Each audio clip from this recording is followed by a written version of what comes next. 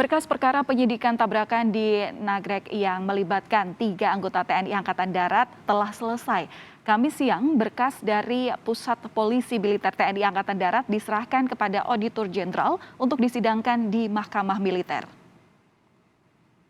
Bahwa proses penanganan perkara tindak pidana pembunuhan berencana, menghilangkan nyawa orang lain, penculikan, pencekapan, dan menghilangkan mayat untuk menghilangkan bukti dari peristiwa suatu pidana, dan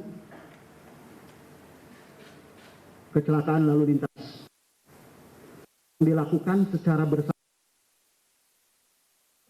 yang mengakibatkan meninggalnya seseorang atas nama dan saudara-saudari Salsabila pada tanggal 8 Desember 2001. Yang kami laporkan bahwa tahap proses penyidikan telah selesai di tingkat penyidikan. Dan pada kesempatan ini selanjutnya kami selaku Dansat Idik Puspomat yang mewakili penyidik akan menyerahkan hasil proses pada tahap penyidikan berupa berkas perkara, para tersangka, dan barang bukti kepada pihak Otmilti 2 Jakarta untuk diproses selanjutnya sampai penanganan selesai di tingkat pengadilan yang mendapatkan keputusan ingkrah.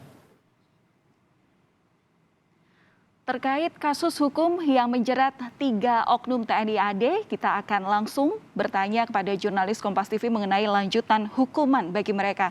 Cindy, hari ini sudah diserahkan berkas perkara kasus kecelakaan Nagrek. Lalu apa proses selanjutnya? Ya, Valen, setelah selesai tadi juga proses penyerahan dari penyidik pos Angkatan Darat, kemudian diserahkan kepada Otmilti 2 Jakarta. Tadi ada berkas perkara, kemudian ada barang bukti, dan juga ketiga orang tersangka itu sudah diserahkan. Nantinya berkas perkara ini akan ditelaah, akan dipelajari, diteliti terlebih dahulu oleh para auditor sebelum nantinya kemudian diserahkan atau dilimpahkan ke pengadilan. Nah, ditargetkan penelaahan berkas perkara ini dapat diselesaikan dalam waktu 1 minggu. Ini berkaitan juga dengan instruksi langsung dari pimpinan TNI Angkatan Darat maupun juga dari Panglima TNI agar kasus ini dapat diselesaikan dengan secepat mungkin, sehingga ditargetkan dalam waktu 1 minggu penelaahan sudah selesai dan langsung dilimpahkan kepada pengadilan. Nah, dalam waktu 1 minggu itu juga nanti akan ada beberapa hal yang dilakukan, misalnya adalah dengan pembuatan berkas acara perkara, kemudian juga surat saran pendapat hukum diserahkan kepada Papera, kemudian nanti akan ada balasan berupa surat keputusan penyerahan perkara. Jika sudah ada itu, akan langsung dibuat surat dakwaan beserta juga dengan berkas perkara yang diserahkan ataupun juga dilimpahkan ke pengadilan. Lebih lengkap kita dengarkan terlebih dahulu pernyataan dari Orjen TNI berikut ini. Setelah kami mengolah berkas dan menunggu dari Skepera, kami menjelaskan bahwa sebagaimana penjelasan daripada Kak Otmilti, kami akan berupaya semaksimal mungkin dalam waktu 1 minggu berkas selesai. Dan kami akan memantau terus terkait dengan pengolahan berkas. Setelah Skepera turun, kemudian kami limpahkan ke Pengadilan Militer Tinggi 2 Jakarta, walaupun di dalam berkasnya ada tamtamannya karena sudah dijadikan dalam satu berkas oleh penyidik, sehingga sidangnya pun ditarik ke atas, yaitu di Pengadilan Militer Tinggi 2 Jakarta. Tempatnya nggak jauh dari sini, di seberang sana. Dan setelah itu kami akan berkoordinasi dengan pihak Pengadilan Militer Tinggi 2 Jakarta agar segera melaksanakan atau membuat rencana sidang. Kami berupaya sidang dalam 1 bulan ini. Tadi dijelaskan juga mengapa kemudian ketiga tersangka ini nantinya akan diproses oleh Otmilti 2 Jakarta karena salah satu tersangkanya berpangkat kolonel dan berkas perkaranya dijadikan satu sehingga berkas perkara ini nanti akan ditelaah oleh Otmilti 2. Nah, tadi ada beberapa barang bukti juga yang diserahkan. Kalau dibagi menjadi dua klasifikasi utama, pertama adalah terkait dengan kendaraan yang digunakan oleh tersangka maupun juga oleh korban ketika kejadian. Di belakang saya ini ada dua kendaraan. Pertama adalah mobil yang digunakan oleh tersangka dan Anda dapat lihat warnanya sudah berubah menjadi abu-abu karena dalam prosesnya disebutkan ada proses penggantian cat oleh para tersangka untuk menyembunyikan barang bukti. Yang kedua adalah motor yang juga digunakan oleh korban ketika kejadian. Kemudian barang bukti yang masuk ke klasifikasi kedua itu adalah barang bukti yang melekat kepada korban dan juga tersangka beserta dengan yang terkait dengan kegiatan yang dilakukan oleh penyidik.